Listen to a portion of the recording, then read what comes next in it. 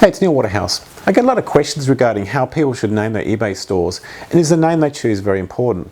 Well, the short answer is yes, it is extremely important.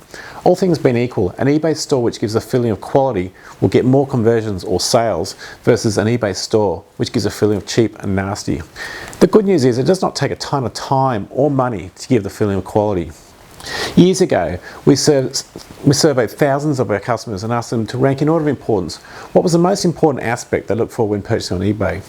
The results of the survey was the very first most important point buyers wanted was to make sure they were not buying rubbish. Translated, they want the feeling they're getting a quality product. I also urge you to look inside yourself whenever you're purchasing something on eBay. Ask yourself, what are you looking for with an eBay seller?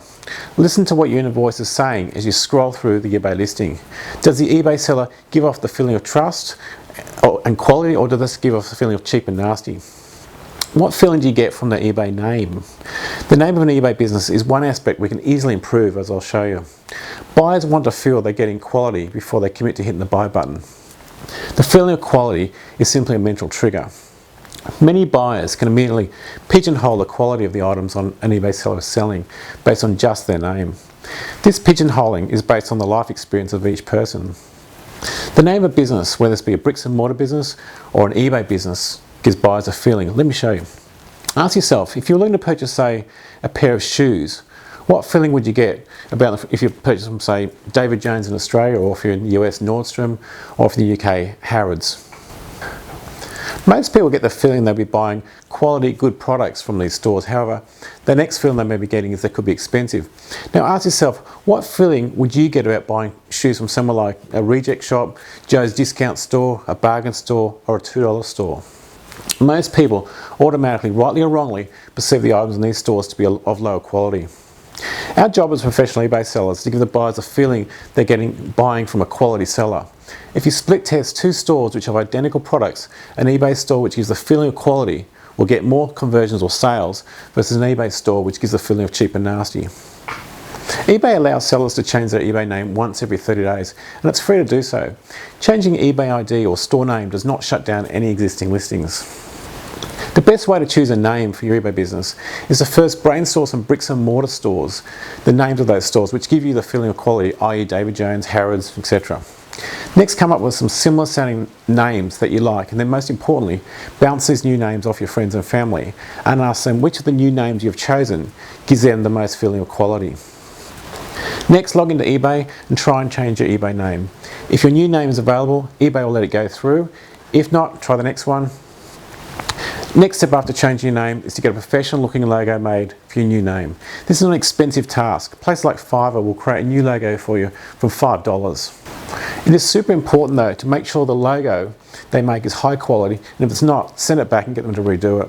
Show the new logo to your friends and family and ask what feeling do they get. Again, does it give the feeling of being professional, give trust, give quality, or does it give the feeling of cheap and nasty? I prefer to get 3 logos made at a time so we can select the best one. It really is worth investing the time and money to do this, as your eBay name and matching logos are yours forever. Here's another bricks and mortar example of how important visual perception is. Let's say it's Saturday night and you've been to see an early movie and now you're craving some Chinese food. Across the road there are 2 Chinese restaurants side by side. However, they both look radically different. One looks cheap and one looks really expensive. The one on the left is a very basic Chinese takeaway store. The outside is very bland, white, black writing saying discount Chinese food. Out the front on the footpath, a couple of plastic tables with Coca-Cola umbrellas. Inside it's also very bland, white walls, a couple of plastic chairs, plastic tables and some cheap looking posters on the wall. The menu is handwritten on a chalkboard behind the person serving on the front, who's also watching a small TV which is located on the counter. You're not sure what the nationality of the person behind the counter is, but you know they're not Chinese, which you find surprising. As you approach these takeaway food stores, you guess from past experiences that the main course in a cheap takeaway like this is going to cost you somewhere in the vicinity of $10 to $15. Next, you check out the flash-looking Chinese restaurant next door. The first thing you notice coming off the footpath is some welcoming red carpet with brass balustrades. As you approach the front door, there are what looks to be handcrafted 4-foot high wooden elephants on each side of the door. On opening door, there's a red carpet leading all the way to the handcrafted wooden reception desk. At the reception desk, there's an immaculately dressed Chinese waitress who welcomes you.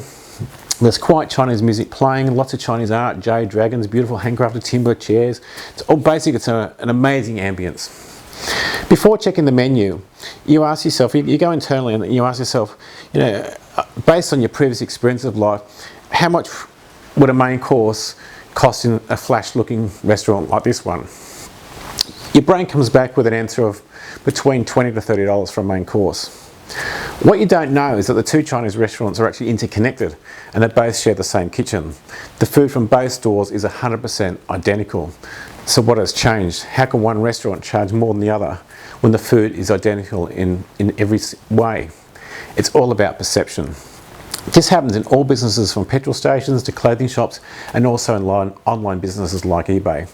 With eBay, two sellers can sell the same item, however, buyers will often prefer to choose from one store than another one. The great part about online businesses like eBay is you do not have to spend a fortune, unlike bricks and mortar stores, to make your business look professional. That's all for this week. If you're watching this video anywhere else besides my blog, please come over to neilwaterhouse.com for more eBay hints, tips, tricks and goodies. Please give me a thumbs up and click on the share buttons. Everybody loves to have a share. Please leave a comment below. Let me know where you're up to. I'd love to hear from you. Until next week, listen more, sell more. This is Neil Waterhouse.